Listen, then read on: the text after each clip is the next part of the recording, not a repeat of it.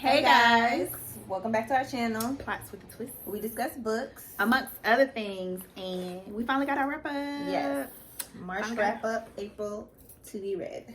Yep. So let's get into it.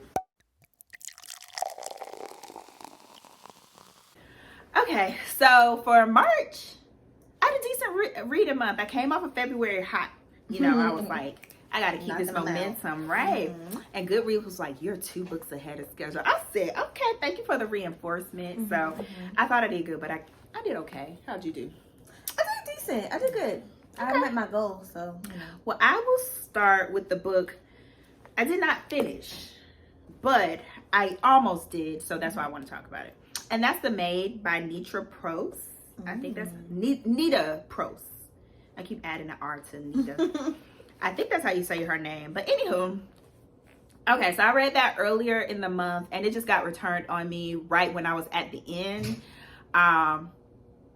She got going on over there. If you hear background noise, we got it's spring cleaning. Spring cleaning. But other than that, so it's about, I wrote down good notes this time too, y'all, because we, like I told you, we get in our planner life. So even though I already used a notebook. But anywho, so it's about a young woman named Molly. Molly is, I would describe her kind of like, she gave me Eleanor Elephant kind of vibes, where she was a little bit socially awkward. And so there's no explanation outwardly given into why she behaves that way, but it gave me a little bit of on the spectrum, because she did have a tough time kind of recognizing social cues. But other than that, so she's the main character. She's a maid. She loves, eats, sleeps maid life. She loves cleaning. Maid life. I mean, what else do you want to call it? So she loved cleaning. So naturally, she got a job as a maid at a prestigious hotel and really took her job seriously. So because of her inability to kind of recognize social cues and really recognize alarming situations or things like that, she's easy to trust people. And so she ends up inadvertently getting pulled into a situation just based off of trying to help other people that she's built connections with. She ends up getting inadvertently accused of murder.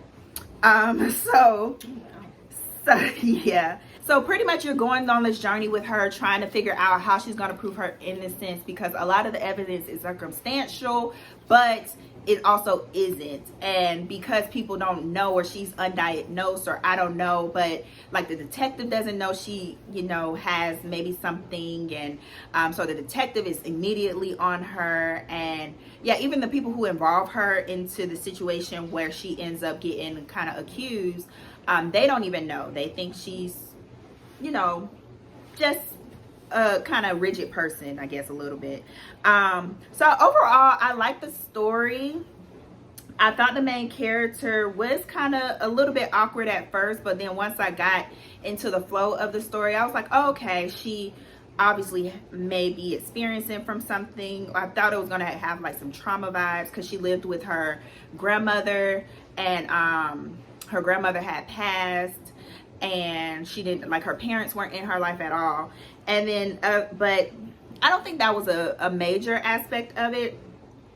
I thought it had some funny moments, but then it got to a point where some of the things started to become repetitive when it came to her interactions with other people. So I would say that at moments it's kind of like, come on, let's move past this, let's get to the gist. So I will say it was slow at moments, it dragged at moments, but overall I did enjoy the progression. The reason I will say I may end up not liking it as much is because it still had probably like an hour or 2 left, and the central conflict had been resolved. So in my mind, I'm like, what else do you have to talk about?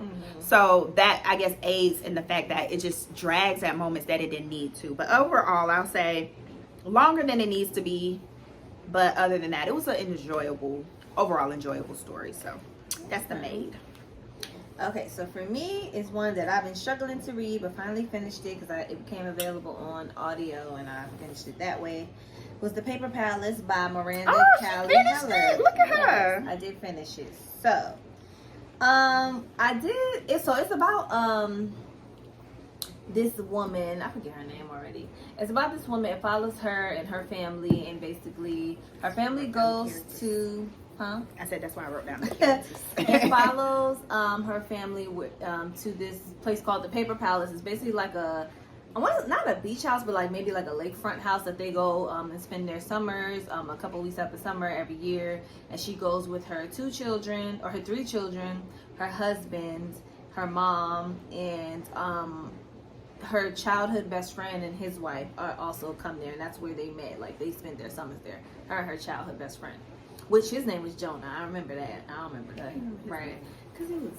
But anyway, so yeah, basically it starts off, which is not a spoiler because it kind of comes in the first like chapter, the first couple of whatever. But she's there with her husband, and she seems to be, enjoying her life. Her mom obviously gets on her nerves, and she is basically cheating on her husband with her childhood best friend. Like they just start in the beginning of the story. They just start this affair. I hope that's not spoiling. Whatever. Is it in the synopsis? I don't know, but it's in like it's literally in the first couple pages. Like okay, go ahead, proceed. Or the first chapter.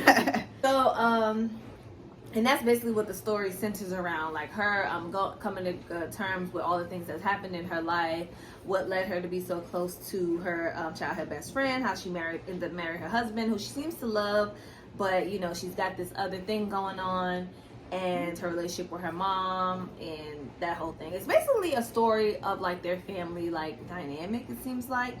And the writing was good, solid writing. It was great, but I feel like the story kind of dragged, and there was no, I'm not gonna say there was no point or climax. I guess the whole thing was just trying to explain like her life and how she got to this point, because it's only really told from, it's told from like her perspective, but then it goes into different, like it goes back and forth from like the past, like it'll go to like New York 1991 and then come back to the present and then go back to like London 1970 whatever. So it just kind of explains all the moments in her life where she got to the point where she is now. And to me it was just okay. Like I expected more, and when it ended I was literally listening to kind of end, and I was like, wait, that's it? Like what what else was supposed to happen? So there was kind of like no resolution, and maybe there wasn't supposed to be, because that that's life. Sometimes things happen and you just kind of keep going with it, but there was like no resolution to any of the problems that the characters seem to have been facing in the story. So I didn't really find, I don't know, I had high hopes for this book just because the reviews were really good and it's a Reese book club, whatever, but it didn't take me. So yeah, that's The Paper Palace by Miranda Cowley Heller. So I see how you did your little notes. Yeah. Okay, you cute. I might steal that. Okay. Yeah, and it was very long-winded too. That's another thing. I'm like, it dragged like the Maid. Right. All right. So another book I read. I got physical books, y'all. This is a lie. Remember, we need to get back up on our IG game. So my covers are like that.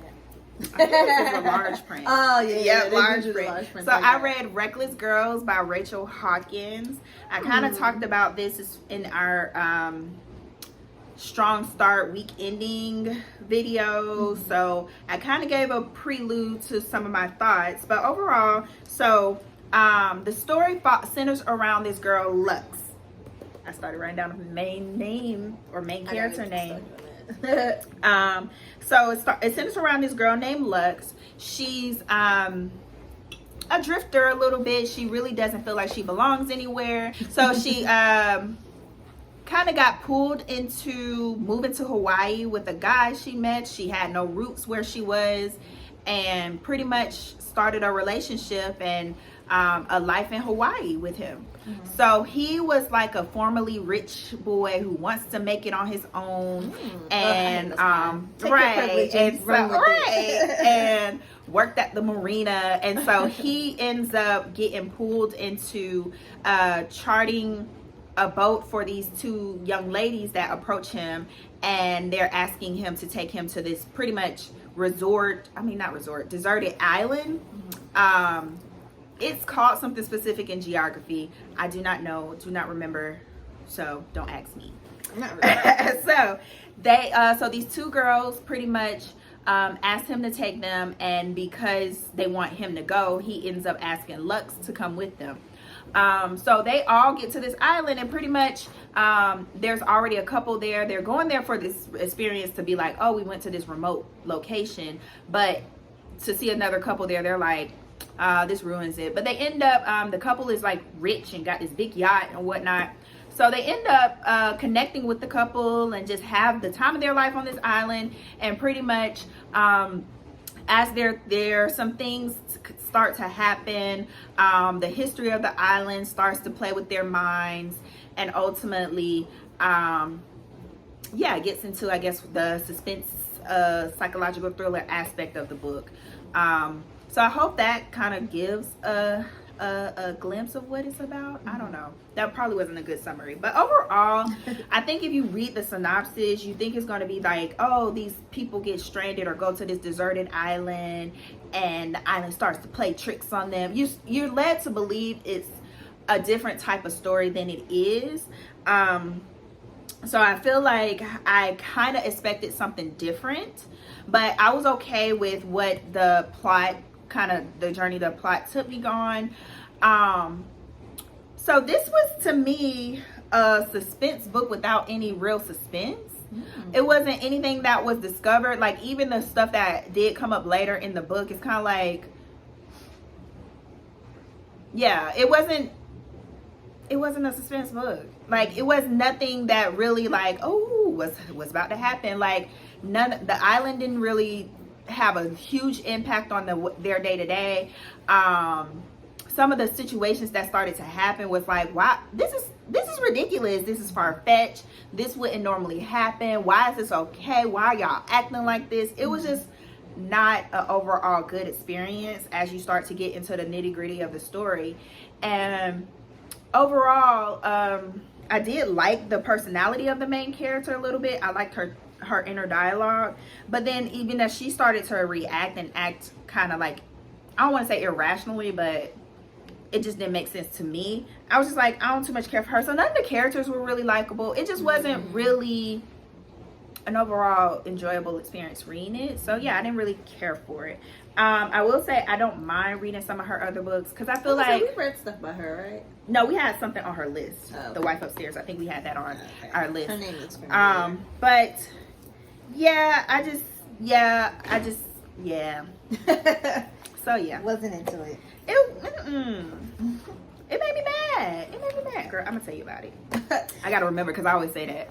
Okay, so the next book that I read and finished that I had was on my TBR, and I actually, because sometimes I'll be like, oh, I'm gonna read this book, and then y'all never hear about it again. But and this was actually on my list, and I finished it, and that is Martita. Is it Martita? I want to say Marlita. Martita, I Remember You by Sandra Cisneros. So very short book, the one that's like Spanish on one side, English on the other.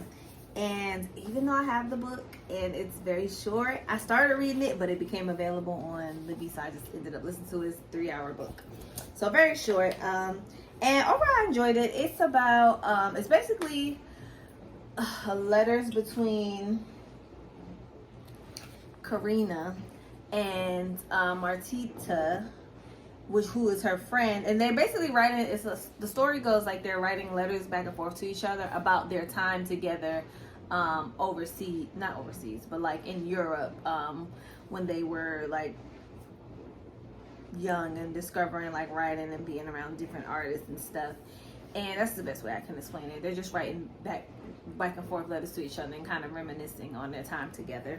And if you've read any other books by her, like she writes in a very like poetic style, and that's kind of like how this book was. So, and I enjoy it because most of her, it's easy to like follow. It's not like so like metaphorical and out of this world that you're like, what is she talking about? Like it's very easy to follow and relatable. And I just like her style of writing.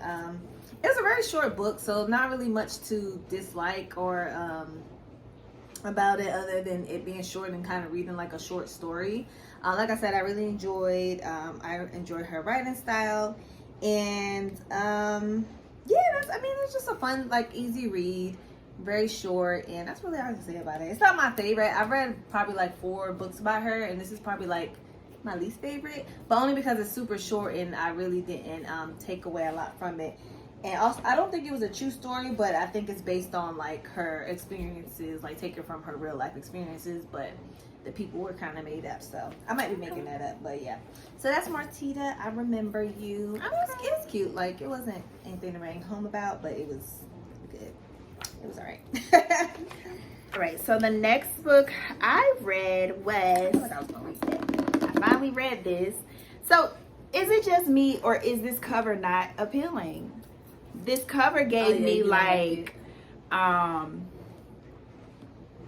run-of-the-mill story. Like, it gave me something that not run-of-the-mill. I don't know, it just wasn't enticing. So this is a Reese book club. Oh, look at that. So yeah, that's The Last Thing He Told Me by Laura Dave. So yeah, that's really why I avoid. That's honestly the reason why I didn't read this book. I saw it everywhere, but I was like, the cover. Hey, cover make or break it for me. So yeah, finally got to it though. And so what is it about? It is about this woman. Oh, I did write down their names. Hannah. Look at me. So it's about this woman named Hannah. She's like a woodworker. So she 2 years prior, roughly around 2 years prior, she meets her now husband and pretty much eventually gets to a point where they get married. She inherits a teenage daughter with him, and they're living their life cushy and cozy on the coast of, I can't remember the California town, but pretty much they have like a houseboat and everything. So they're just living a regular life. So the story just starts. It's like boom. Right. So one day she gets a knock at the door. It's someone from a school, and pretty much the student hands Hannah a note that says protect her. And it's like, ooh, what's going on? And then the daughter Bailey, she comes home and she got a bag of money. So it's like, ooh, what's going on, right? So they realize that the dad, Owen, he's involved in some scandals surrounding this startup that he had been working with, and pretty much went on the run because there was some fraud and all this. So Hannah starts to question whether Owen had any involvement in it because he hadn't come home. And so as cops and detectives and even Homeland Security gets involved, she's starting to realize that his reasons for running aren't at all related to the fraud situation. And so there ensues this journey to discover who Owen really is, what is he running from, and what impact does that have on their lives. I think I made that synopsis good, okay? Because I really did enjoy this story. So I don't know why I was putting it off, but overall, it was a great book. It was very suspenseful. It was very tense. It was very like, oh my God, who is this guy? He been pulling the wool over her eyes, and then the daughter don't know. It's like you find all this stuff out, so it takes you on like this nice roller coaster of not necessarily emotions, but just the plot just takes you up and down in regards to just everything you're discovering about the dad, and ultimately his life before he met her, and really his life before points where his daughter can actually remember. There was flashback moments where as she started to try to figure out what ways she can actually find him, she's recalling on conversations and things they had. You start to understand that he's giving her peeks into his life, and realistically giving her breadcrumbs to kind of help her figure things out. So my only gripe with it is that I've said I wish the daughter was a little bit younger. In the book, she's like 15, 16, around that age. And they had been together like 2 years. So to me, in my mind, the progression of their relationship, it wasn't enough time for a teenager to really like, if you get to the epilogue of the book, when you realize they build this close bond. And that's not nothing major. I'm like, a teenager ain't gonna be... That's just my thinking. So I just wish the daughter was a little bit younger. So it's like, okay, you've been in my life for now this long. I do kind of wish it was a little bit more insight into, even though you get those breadcrumbs of their relationship, I do wish it was a little bit more insight into their connection, because Hannah does end up doing a lot of things that is like, yes, you're married to this man, but I'm still, again, I'm a time person. So it's like 2 years. You'd be like, dang, time to do. But sorry to this man. That's what I would think, but other than that, those are just little things in regards to the just progression of the overall story, and ultimately aids in that backstory for you. But other than that, overall, it was just a good, enjoyable story. So yeah. Okay, so did you read more books? No, that's it. I think the last one we read. Oh, I did. I'm sorry. You can talk about that one. Okay, so last book I read for the month of March was Sorrow and Bliss by Meg Mason. So, this book is about a young woman, I forget her name, and what's her name? Martha. But so yeah, it's about Martha, and it starts off with her I gotta start writing like summary. I just be writing what I like and don't like. I did too. So it starts off with Martha like I think she's living back at her parents' house. I think that's how it starts off. But she basically is dealing with some sort of mental illness that she doesn't know what it is, but it's affected her life greatly since she was a teenager. And she ends up getting married, and it affects her relationship with her husband, and just overall like how her outlook on life and how she views things. And yeah, she has kind of like a dysfunctional-ish family. Her mom is a sculptor, and her dad is a poet or something like that. And basically the story is just about how she figures out what's exactly wrong with her, how she kind of like navigates her life dealing with this mental illness that is not actually named in the story, but you just know it's a mental illness that she, is dealing with and has to go see a doctor about. So, was that good? But yeah, so I enjoyed the book. The writing was great. I feel like in the beginning it was kind of slow, and I was kind of like, okay, where is this going? It kind of like starts with her just like telling her story about how she grew up with her mom and her eccentric parents and her sister. And then on to how she got with her now husband, and their progression of their relationship. But I like that the way they explain the mental illness, like you got a clear vision of like what she was going through without it actually being named. So, and I forget why the author said they did it that way. They did like a little pre-log about them why they didn't name the illness, but I forget what she said. We're gonna do a book review on this. I'm not gonna go into too much detail about my thoughts, but that's basically what it's about. And I did enjoy the story, and yeah. Okay, I agree. I enjoyed many aspects of the story, and then other than that, we will get into more detail. Unless y'all don't want to be reviewed, we're gonna do one. We're gonna get into further details on it. So the last book I read, which I forgot to put notes, that's why I skipped over it. I thought that's why I was like, I thought she read it. So I read Verity by Colleen Hoover. Am I feeling my wine? Probably. This is white blend. Okay. But by Colleen Hoover. So that was my first experience with her. I know she has many books. I know. Have I? I don't think so. Besides this one. Shame. But I just never read any of them for whatever reason. Probably because most of her books are categorized as romance.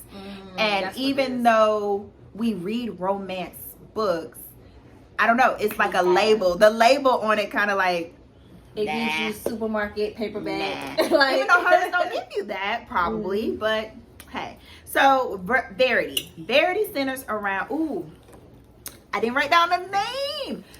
See, I was like, Verity centers around Lowen. So Lowen is a not really up and coming author, but she's like a author. She writes books here and there, but she really doesn't want the fame and the acclaim with writing. She really just enjoys writing. So one day she's called into a meeting, has a traumatic event before the meeting, and ends up getting help from a stranger.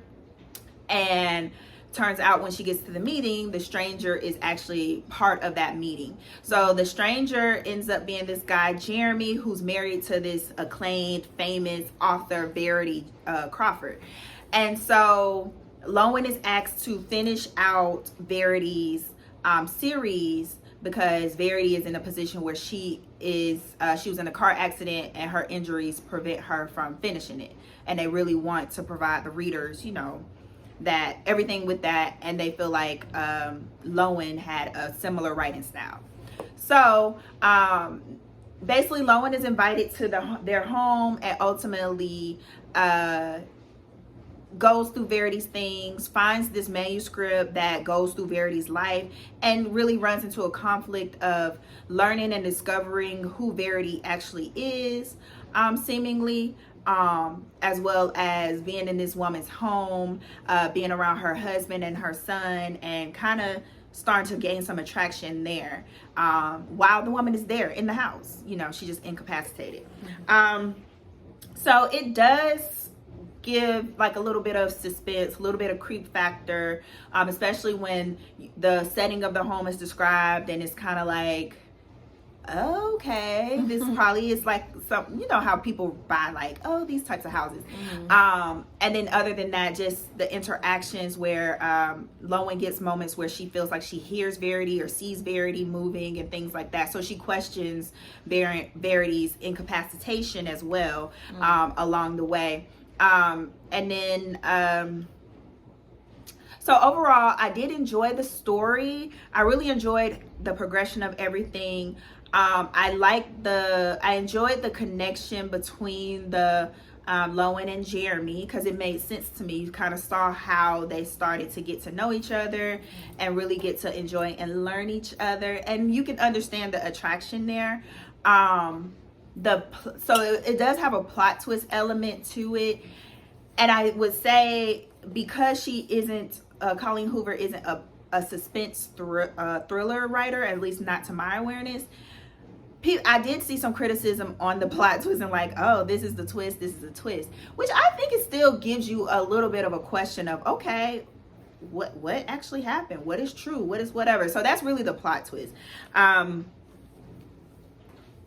didn't ruin it because I didn't say what it was. But anywho, so overall, I think it was enjoyable. I think it was a good, first experience with the author. I'm trying to think of anything I didn't like. I'm sure it's something I did not like about it, but I can't, since I didn't write my notes, I can't think of right now. So I would say it is worthy of the hype that it has received. So, yep, that's very. Put that on my list.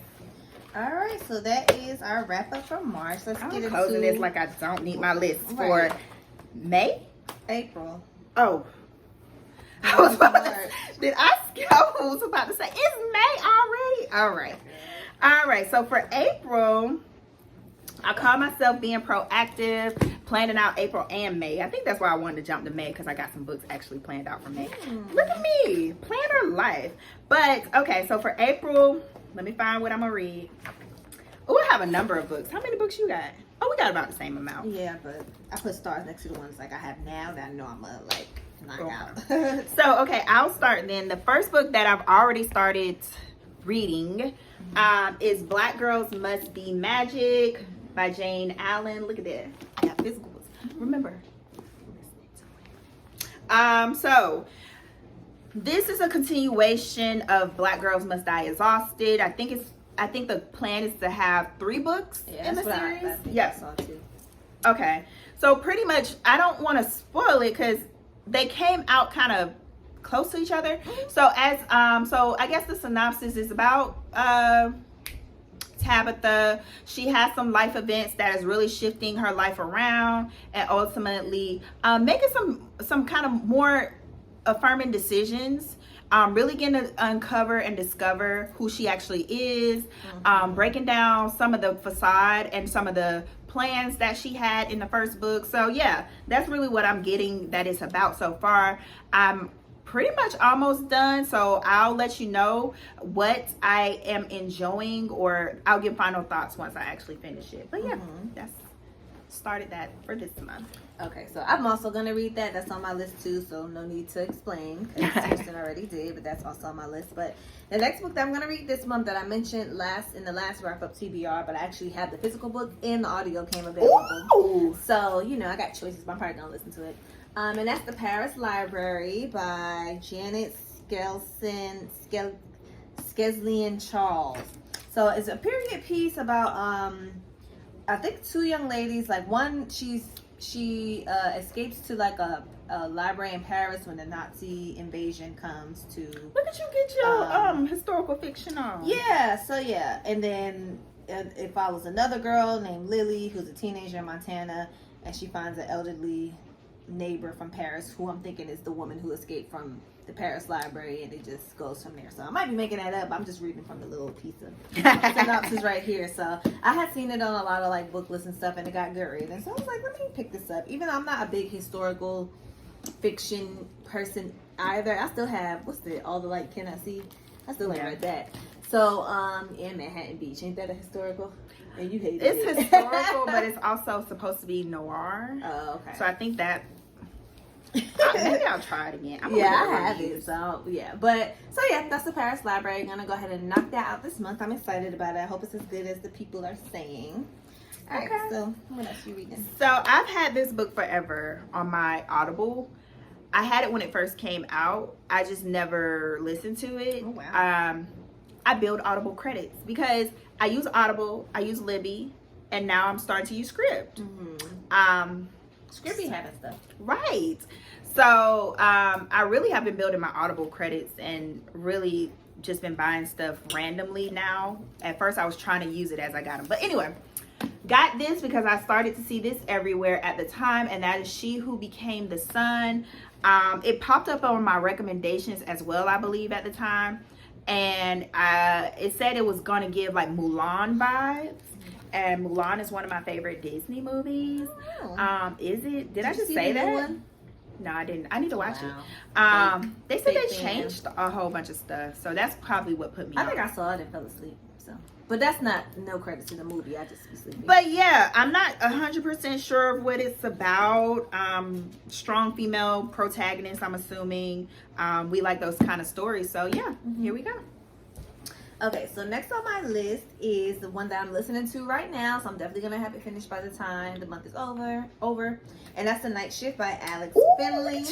Yeah, so, and that's basically, from what I'm getting from the story, basically a murder happens at a Blockbuster. Yeah, I used to work at Blockbuster. I used to work at Hollywood. Really? Videos. We old, because some things do not exist no more. And those competitors. Look at us. We were. Right, yeah. So a murder happens at a Blockbuster video back in like 1990 something. And I believe three girls were killed and one is a survivor, and that's who the story follows. And she ends up becoming a therapist. And some years later, I want to say like maybe like 10, 12 years later, the same type of murder happens where there's one survivor, and the main girl is like trying to help the cops and the survivor like figure out like who is this a copycat murder, is this the same person from before, or like what's going on. And it happens like at the night shifts. At the first murder was at the Blockbuster video during the night shift, and the second one was like at an ice cream store during the night shift. So night shifts. So yeah, it's kind of like a thriller mystery not even who done it, because it's not like different people are suspects. It's kind of just like who is doing these murders and what is going on. And yeah, so I have that on my script, but it's not on my list for this month. Okay. Maybe that's enticing. It is. I feel like people like it so far. I might be wrong. So the next book I plan to read is the final revival of Opal and Nev. Again, talking about that book, I feel like, have you? Maybe. It was on my script for a while. So this, I just saw it. It popped up again as one of my recommendations. It was giving me like Daisy Jones vibes, because I think it focuses on a black, but black. So it focuses on a singer, and they go through the history of the band, and events happen, and then it turns into someone trying to capture their history, from what I read. So yeah, we'll read that. Okay, so Next one on my list, I'm actually going to pick up the physical book from the library. I've been meaning to do that. I hope they didn't put my book back.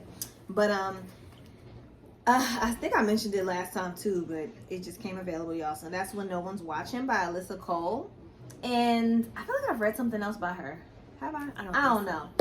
But name not ringing the bell. Basically, I know it's supposed to be like a thriller family drama. I think I might be lying, y'all, but from when I picked it up, like put it on my list, I think that's what intrigued me about it. It was supposed to be like a thriller type of book. So we'll see. I'll let y'all know. All right. So how many more you have? Just one. Okay. So two more. I have two more. One of these I may not get to, so I'm just going to mention them because they're on my list. So girl, why did I write down so many books? I'm looking at this list now.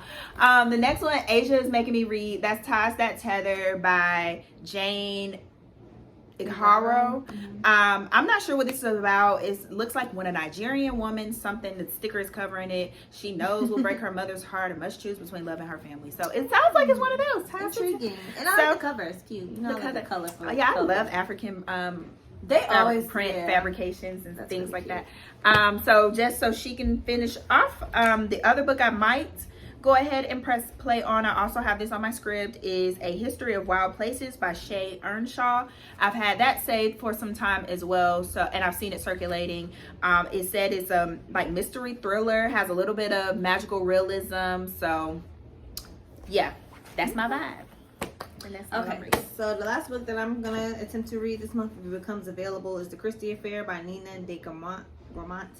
And it's another recent book club. I think it's a historical fiction, but it's supposed to be following historical fiction. Yeah, it's supposed to follow like something about Agatha Christie figuring out what happened to her or something. I don't know. Am I making that up? Yeah. I think that's what I saw in the synopsis. So yeah, that's something I've been. I don't have to speak no more. So I've been waiting for that for a long time. Obviously, it's a popular book because the people are just physical book and Libby's like taking forever to get. So yeah, hopefully I'll be able to get to it this month. But that is it for me. All right, so that is it. You see what we had to wait? We had to give books, it to you. And I'm so glad, like I'm catching up on my goals. Right, keeping up. All right, let us know what you all have been reading. Let us know any of your thoughts on any of the books we mentioned here today. Like this video, subscribe, ring the bell, and we'll be back next time. Bye.